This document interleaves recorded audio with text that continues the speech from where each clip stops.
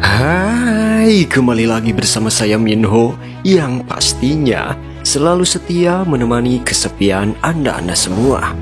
Di video kali ini Minho akan menceritakan alur cerita film yang berjudul The Prison 2017. Yuk, sebelum lanjut jangan lupa siapin kopi bagi yang ngopi, siapin teh bagi yang ngeteh, yang suka air putih jangan lupa isi galon di rumah biar stok aman. Tanpa berlama-lama lagi, jangan lupa subrek. Di awal film diperlihatkan seseorang yang cukup berpengaruh di Korea. Beliau terlihat sedang menghubungi seseorang untuk mempersiapkan pelariannya ke luar negeri. Namun tiba-tiba muncullah sekelompok pria berkupluk yang langsung mengeksekusi beliau dengan menyuntikkan narkoboy berdosis tinggi agar pembunuhan ini terlihat seperti kematian yang disebabkan oleh overdosis.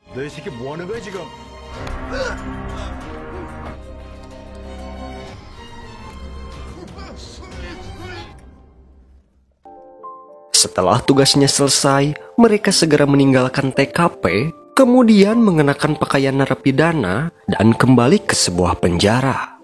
Lah, kok bisa gitu para napi melakukan hal demikian? Kasus pembunuhan yang aneh ini membuat polisi bingung untuk menangkap siapa pelakunya. Dan inilah The Prison. Wow. Di sebuah mobil tahanan, tampak puluhan napi dan sang pemeran utama dari film ini yang bernama Song Yo-gun. Singkat cerita, sampailah para napi di sebuah penjara. Terlihat para napi lain memperhatikan mereka, termasuk kepada si Song Yo yang sengaja mencari perhatian mereka. Dia terlihat ciciduh ke seorang napi yang meledeknya. Karena hal itulah terjadilah keributan di sana.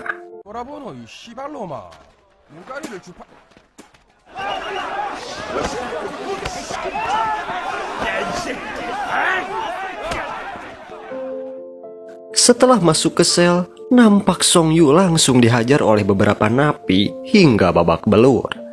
Dan seseorang yang menjadi pimpinan mereka bernama Hyung Min.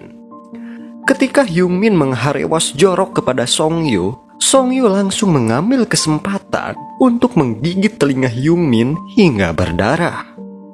Kehebohan pun terjadi bersama petugas karena berniat menghabisi Hyung Min.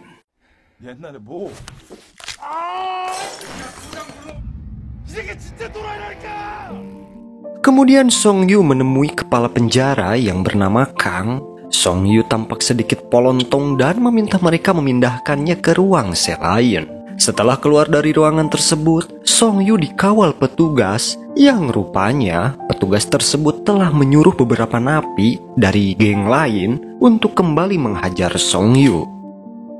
Lagi-lagi Song Yu yang tertangkap dibawa menemui pimpinan mereka yang bernama Jung Ik-ho, atau kita panggil saja Iko, gak pakai Wais ya. Iko mengatakan jika Song Yu ingin hidup tenang di penjara ini, maka dia harus mematuhinya. Song Yu yang masih peporongos harus kembali mendapat siksaan dari mereka. Hal tersebut membuat Song Yu ketakutan dan berjanji patuh kepada mereka. Bahkan Song Yu sampai ngompol di celana.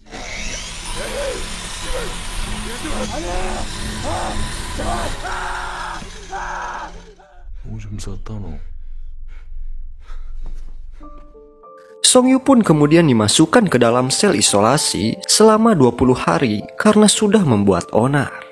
Sekarang kita tahu bahwa si Iko ini merupakan seseorang yang memiliki kekuasaan di penjara, bahkan lebih berkuasa dari kepala penjara. Dia adalah orang yang sangat kejam, semua lawannya bisa dipastikan akan tewas jika berani menantangnya. Dari keterangan seorang sipir, Iko bahkan pernah mencongkel mata salah satu lawannya, kemudian memakannya. Anjir, kanibal si Iko ini. Apa psikopat? Kembali ke Iko yang sedang santuy membaca koran tentang kasus pembunuhan tempo hari. Kemudian dia didatangi oleh dua sipir penjara yang terlihat memberi hormat kepadanya. Dua sipir itu lalu mendapatkan segepok uang dari Iko dan di sini terungkap fakta bahwa Song Yu adalah seorang mantan polisi yang dipenjara karena kasus suap dan tabrak lari. Meskipun begitu, Song Yu merupakan seorang polisi yang sangat berbakat. Tidak ada satupun penjahat yang tidak bisa dia tangkap. Sehingga Song Yu mendapat julukan Sang Utusan Neraka. Anjay gak tuh? Singkat cerita, Song Yu akhirnya keluar dari ruangan isolasi dan dia bisa menghirup udara segar di lapangan. Di situ Song Yu juga bertemu dengan Hyung Min yang sempat mengencinginya. Hyung Min kembali mengejek Song Yu yang hampir terjadi perkelahian. Namun Iko datang dan menantang mereka berdua untuk duel 1 lawan 1 alias bayuan. Song Yu langsung menyetujui tantangan Iko dan meminta 4 ekor ayam goreng ke setiap napi, dan dia ingin pindah ke ruangan 84 yang dimana kumpulan Iko berada.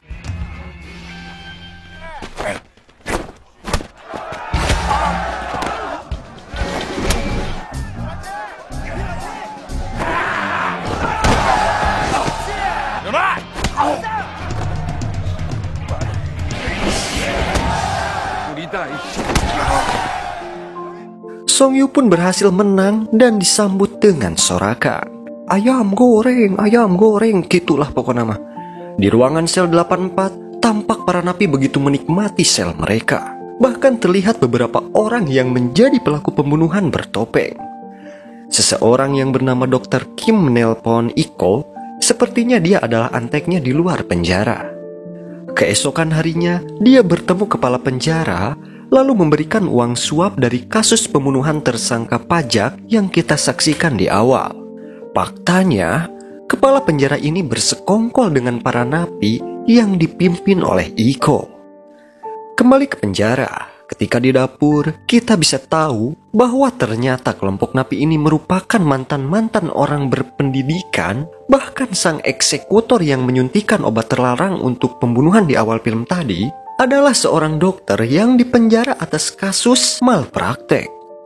Kemudian, Iko menemui sang kepala penjara untuk membicarakan misi baru. Namun di sini, kepala penjara agak hariwang dengan persekongkolan mereka. Di mana Kang secara tidak langsung telah mengambil resiko yang sangat besar membiarkan Iko dan barudaknya bisa bebas keluar masuk penjara, yang mana jika skandal itu ketahuan secara otomatis akan menyeret nama Kang. Di sini Kang hanya bisa memperingati Iko dan kawan-kawan lebih baik hati-hati dalam melakukan pekerjaan mereka. Kelompok ini mulai melakukan misi barunya, yaitu mencuri barang sitaan polisi secara diam-diam. Bahkan mereka juga merekrut seseorang dari penjara lain yang ahli dalam membuat bahan peledak.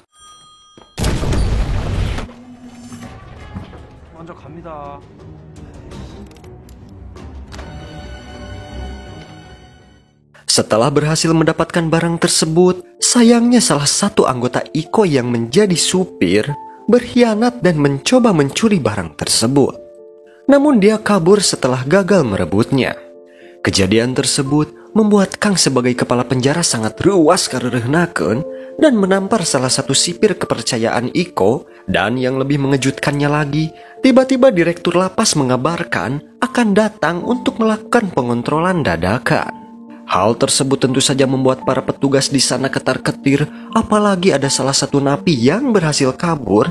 Hal ini bisa membuatnya sebagai kepala penjara dipecat. Kekhawatiran Kang semakin bertambah dikala direktur lapas bertemu Iko yang ternyata mereka saling kenal saat Iko masih berada di penjara sebelumnya. Direktur lapas sudah mengetahui jejak kejahatan si Iko. Di sini terjadilah keributan saat Iko yang menolak ketika disuruh hormat kepada direktur lapas. Saat Iko bersiap mengambil pakakas yang ada di sampingnya untuk penyerang direktur, Song Yu tidak puguh-puguh berulah sehingga membuat dirinya dipukuli oleh petugas.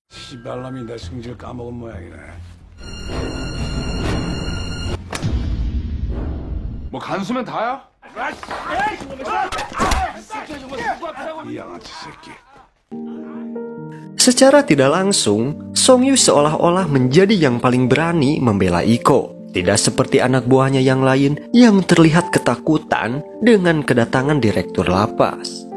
Lagi-lagi Song Yu harus dimasukkan ke dalam sel isolasi karena perbuatannya. Atas keberanian yang ditunjukkan oleh Song Yu, Iko membawa Song Yu keluar penjara untuk menikmati makanan-makanan enak. Iko juga mengajaknya untuk bergabung dengan gangsternya, meskipun Iko mengetahui bahwa Song Yu adalah seorang mantan polisi dan ternyata Song Yu merupakan adik dari seorang reporter yang pernah menyelidiki kasus di penjara ini. Untuk mendapatkan kepercayaan Iko, Song Yu menunjukkan keahliannya dalam menangkap penjahat. Misi pertama Song Yu adalah menangkap salah satu anak buah Iko yang kabur waktu itu. Pada malam harinya, Song Yu berhasil menangkapnya.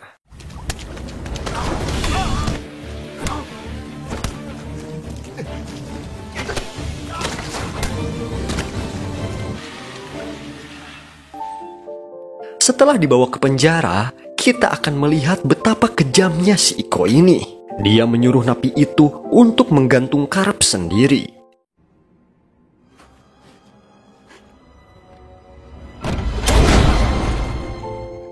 Song Yu kini resmi menjadi anggota gangster, di mana diyakini mendapatkan kepercayaan penuh dari Iko, sehingga membuat asisten Iko menjadi cemas karena posisinya yang akan tergeser oleh Song Yu. Asisten yang merasa sakit hati dengan perlakuan Iko yang lebih percaya kepada Song Yu menemui si Hyung Min. Ternyata mereka berdua pernah bersahabat.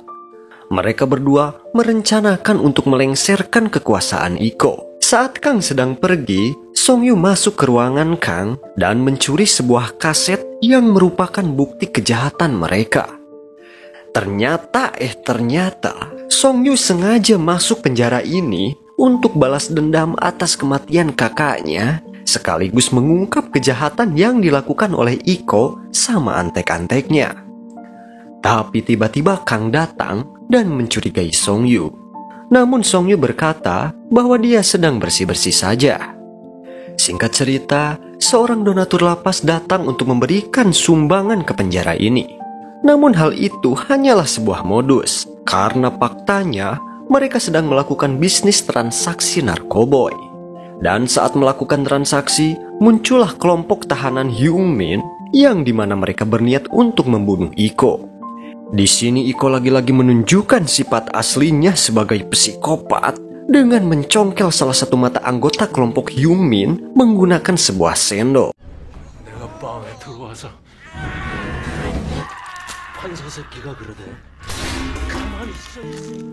Hyung Min langsung merasa ngedek-dek dengan apa yang dilihatnya, sehingga membuat Hyung Min berlutut ketakutan. Namun si kunyuk ini rupanya api-api saja, di mana tiba-tiba dia menusuk Iko dari belakang saat dia lengah. Dan saat mereka semua akan menghabisi Iko, sang pahlawan kaberangan pun datang dan menghajar mereka semua.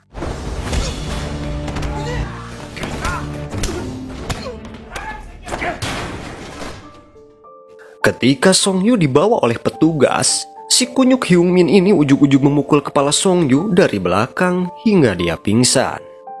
Hyung Min pun tewas saat dirinya berada dalam perjalanan untuk dipindahkan ke penjara lain. Nah gitu mending mati aja lah, pusing liatnya.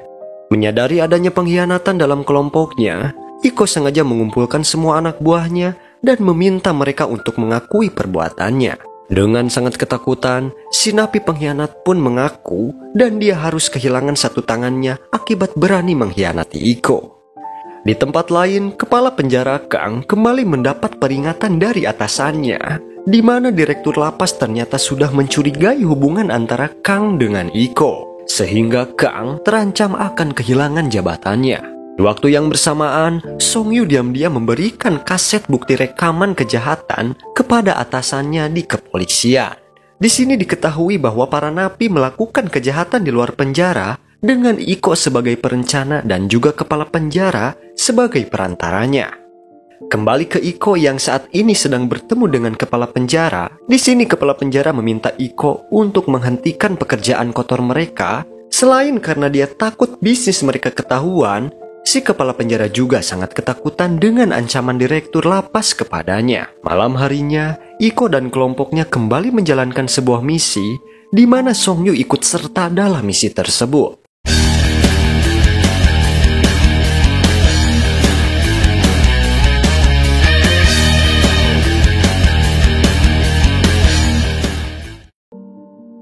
Song Yu diam-diam membocorkan kegiatan mereka dan tak lama kemudian puluhan polisi bergerak menuju TKP untuk melakukan penyergapan. Namun ternyata Iko lebih cerdas sehingga para polisi tidak menemukan apapun di lokasi yang diberikan oleh Song Yu. Rupanya Iko membawa Song Yu ke sebuah tempat di mana di sana sudah ada sang direktur lapas yang telah mereka tangkap dan akan dimasukkan ke dalam sebuah mesin penghancur. Anjay, ngeri banget ini.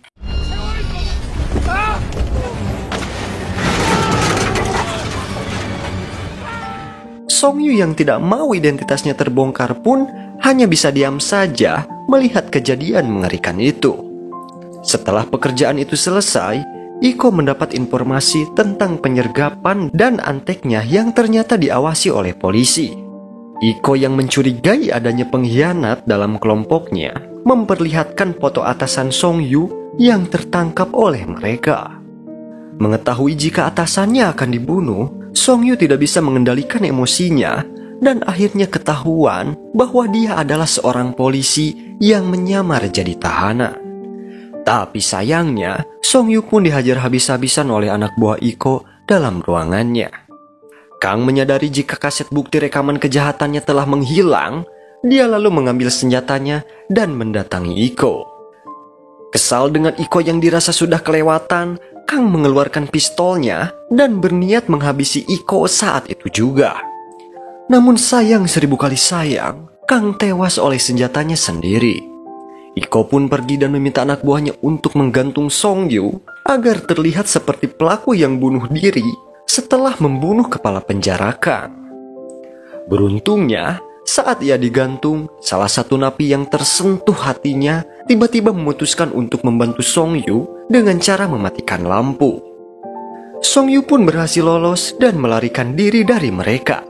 Aksi pertama yang ia lakukan adalah membakar kebun pakcoy kesayangan Iko beserta seluruh bangunan penjara, di mana hal tersebut mengakibatkan seisi penjara heboh dibuatnya. 바로 정리하겠습니다.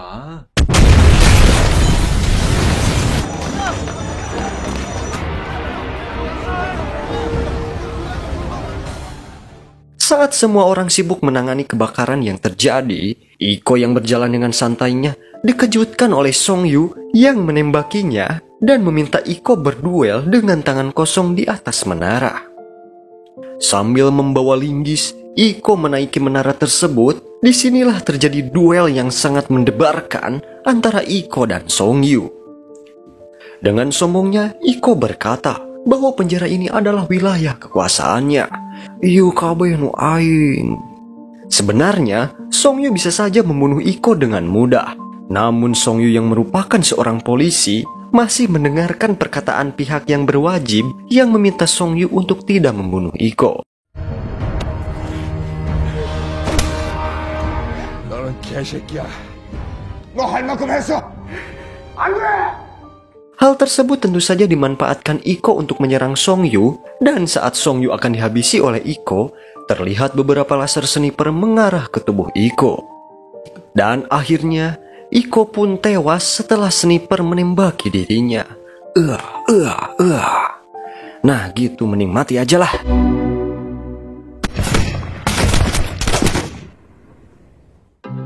Setelah semua selesai, semua petugas penjara yang terlibat akhirnya ditangkap. Song Yu pun kembali ke markasnya, namun Song Yu tetap harus menjalani hukuman akibat tindak kriminal yang dilakukannya bersama Iko, termasuk tindakannya yang telah merusak bangunan penjara. Di akhir film terlihat Song Yu yang berada di penjara, namun kini dia memakai seragam penjara berwarna coklat seperti yang dipakai Iko dulu. Hal ini menandakan bahwa Song Yu kini menjadi penguasa baru di dalam penjara tersebut. Dan akhirnya film pun tamat. Oke, gimana tuh ceritanya? Seru kan? Film ini luar biasa menegangkan dan penuh rasa penasaran. Jadi hikmah yang bisa kita ambil dari film ini apa ya? Oh, ini nih. Siapa yang berbuat akan bertanggung jawab. Siapa yang jahat pasti akan terima akibatnya. Hukum dunia terlewat belum tentu hukuman di akhirat.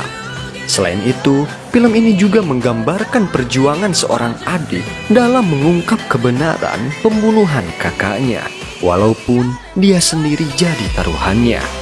Nah, mungkin itu saja yang dapat Minho sampaikan. Sampai ketemu di alur cerita film selanjutnya. Wow.